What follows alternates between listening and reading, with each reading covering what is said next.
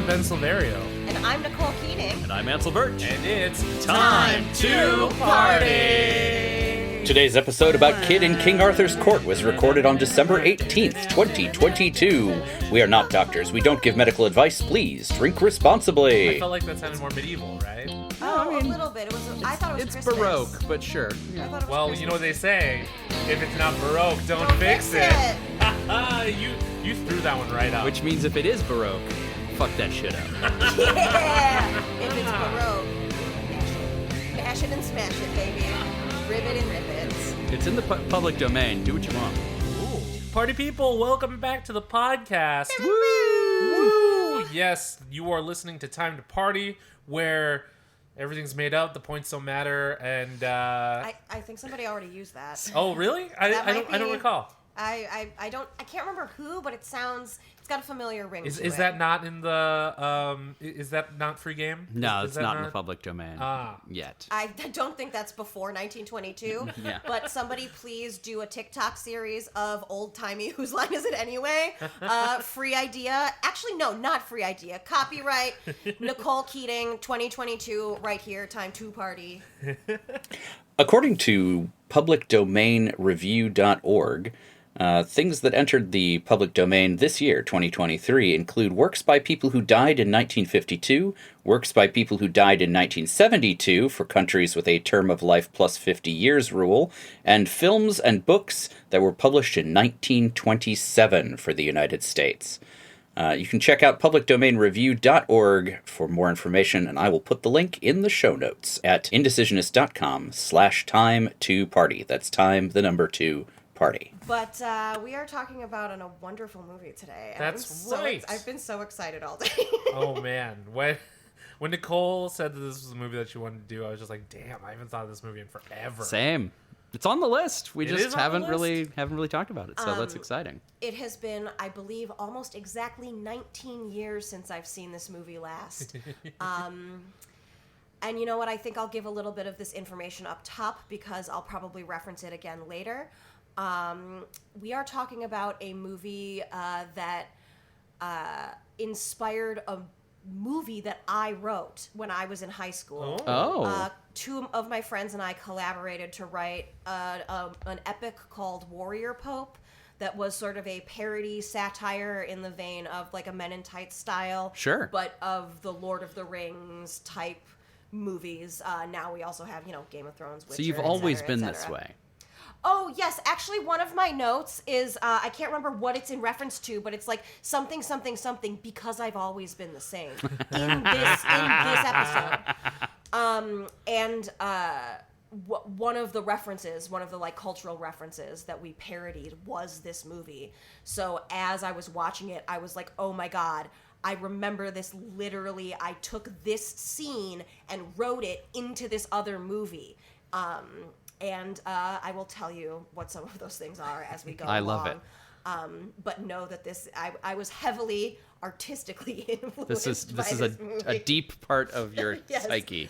But as it's been 19 years, I didn't quite remember all the details upon rewatch. Right. Likewise, I have not seen this movie in a long time. I couldn't even tell you how many years it's been, but So for the folks at home who may Right. not have seen it for 19 years, Exactly. do we have a synopsis? right. Well, first of all, We we're didn't say talking the name. about Yeah, I was burying the lead there, babies. Right. First of all, we are talking about the Disney classic, A Kid in King Arthur's Court. Did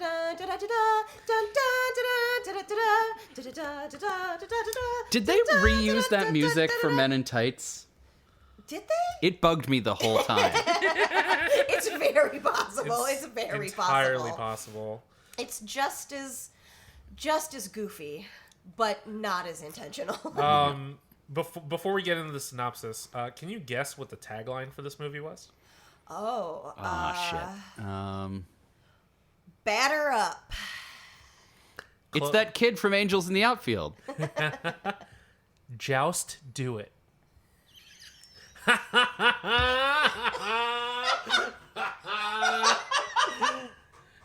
Phenomenal. God I damn have to it. laugh off mic for that. I want that as a That's tattoo. Horrific. Joust. Do it. Joust, do it. Wow. Yes, all right, listeners. If you don't remember A Kid in King Arthur's Court, here's what our good friends at IMDb tell us. A Little League player is sent back into the medieval times, where he is given the task of saving Camelot. Sure, that happens. Yeah, that's a good log line. Yeah, that does happen. I would like to pick a tiny nit as a person who went to school for medieval history. No, he fucking didn't. Arthur is at best pre-medieval. Yes, there are. I mean, the historical inaccuracies. I feel like we don't even need to say it. We don't even need to say. Are that you sure this is... isn't just like what the first episode is about now? All the all historical inaccuracies. inaccuracies. I mean, I'm All right, sure every time you notice a tunic that is way too short or way too long, take a shot. Oh my God! You die. No. You die. Well, yeah. This. We'll get into it when we get into the drinking game rules. Yes. Speaking of the drinking game, smoking game is what we do on our first episode each month. We want to give you a good reason to revisit this movie or watch it for the first time. But, if no judgment either way, but, I feel like this movie was a part of a lot of people's childhoods. Yeah. So you can drink, you can smoke, you could take a sip of water, you could point at the TV and go, hey!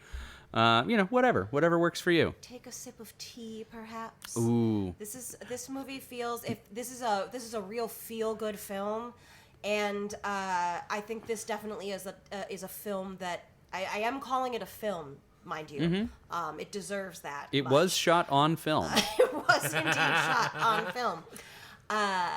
And it just seems like something maybe on a Sunday you cozy up with your tea and your extraordinary level of blankets and watch this and just smile for hours, which is essentially what I did. I would like to ask two questions. Yes. Okay. One is, what drink would you pair this movie with? Okay. Ooh.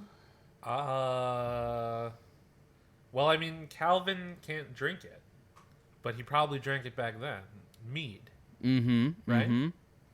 I feel like I don't have enough mead in my everyday life. I will tell you that's true, and I can also tell you where to get some. Yeah, mead's a good choice. I was also probably gonna say a mead, something you'd get at a Ren fair, perhaps. Mm-hmm. Though usually at a Ren fair I drink Bloody Marys, so. But it's got all those vitamins and minerals. Yeah, maybe a mead or a red wine, something that wine in just a fancy cup, or something a horn. or perhaps a horn, some kind of special. I feel like the drink is less important than the glass you drink it from. Well, that was going to be my next question: is what should you drink it out of a fancy glass?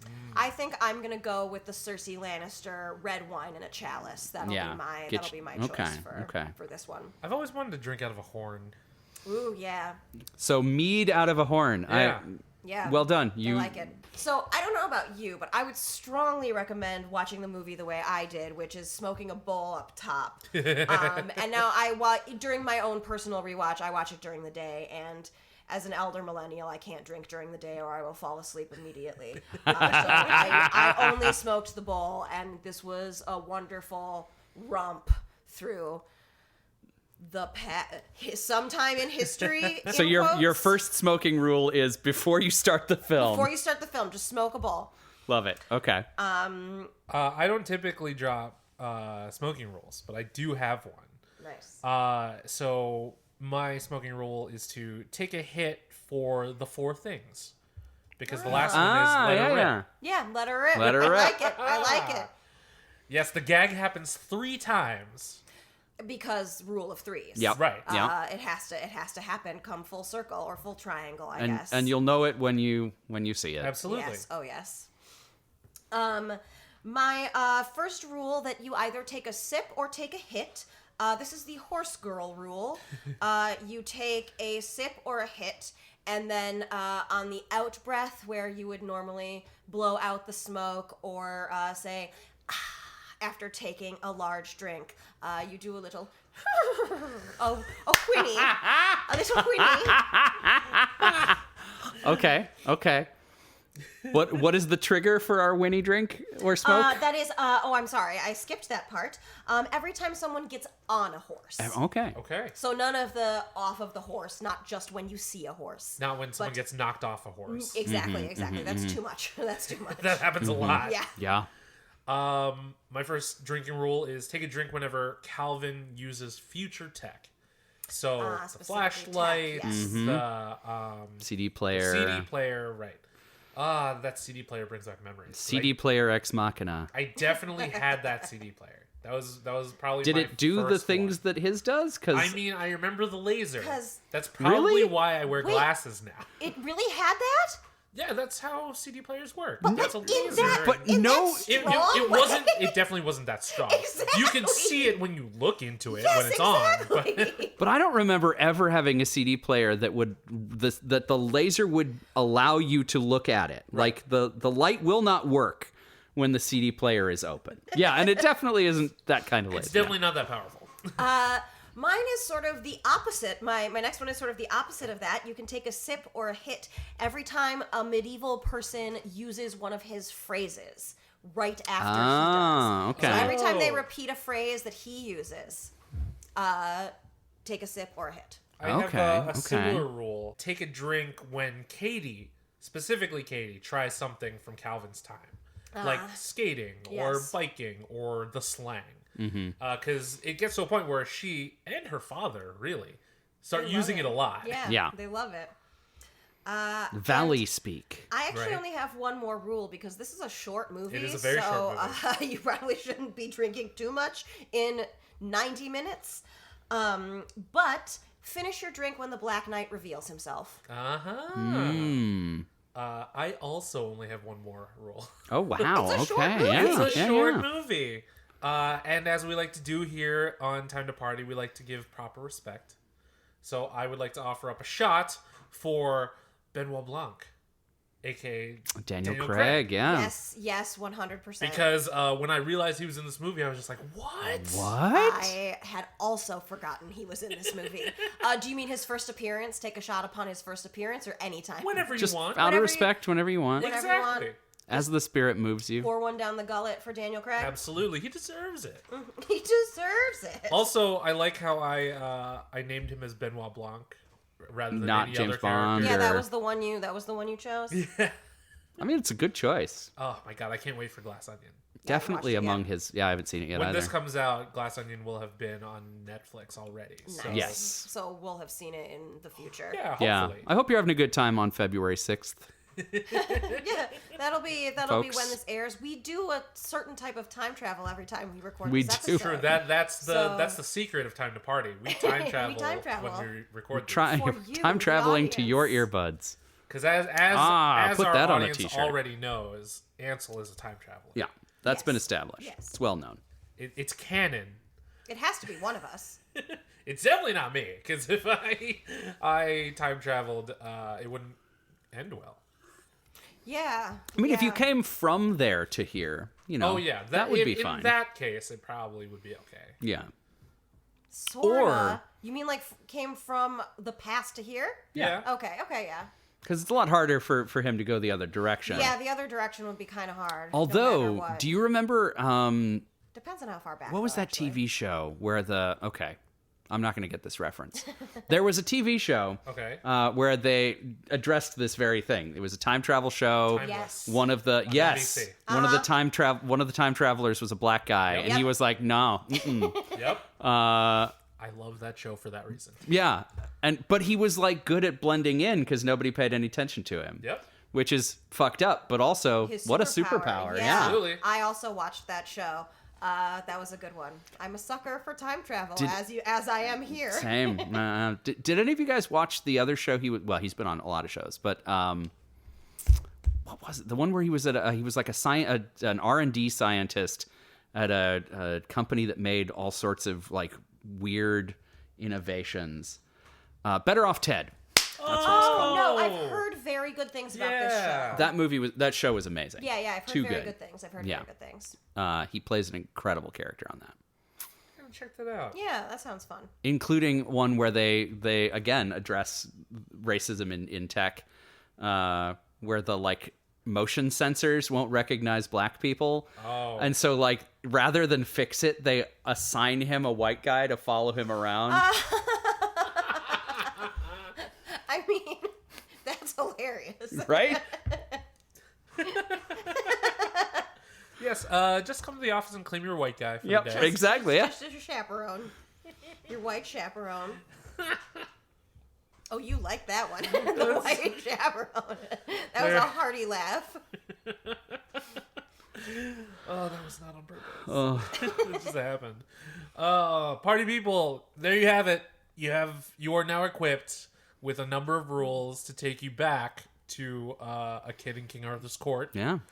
To take you back to 1995. So get out your chalice or your drinking horn or your bowl. Or your Excalibur baseball bat. And your Sega Genesis, because it is 1995. Can we talk about how that was? No, we'll talk about it later. I have so much to say. I have so many notes. Yes. Well, since we do have so much to say, let's just get right to it then. Party people, we hope you enjoyed the rules. Go watch the movie. Come back next week while we review A Kid in King Arthur's Court. Until then, you can find us on the internet. I'm at bsilverio20 on Instagram, Twitter, and Hive. I am at The Fake Geek Girl. That is spelled like The Fake Geek Girl, only the I in girl is a number 1 because I'm number 1. And that is on all platforms. It's true. She is. Can confirm. I am at indecisionist on Twitter and at the indecisionist on Instagram. Special thanks to April Moralba for our podcast art and to Marlon Longid of Marlon and the Shakes for our amazing theme song.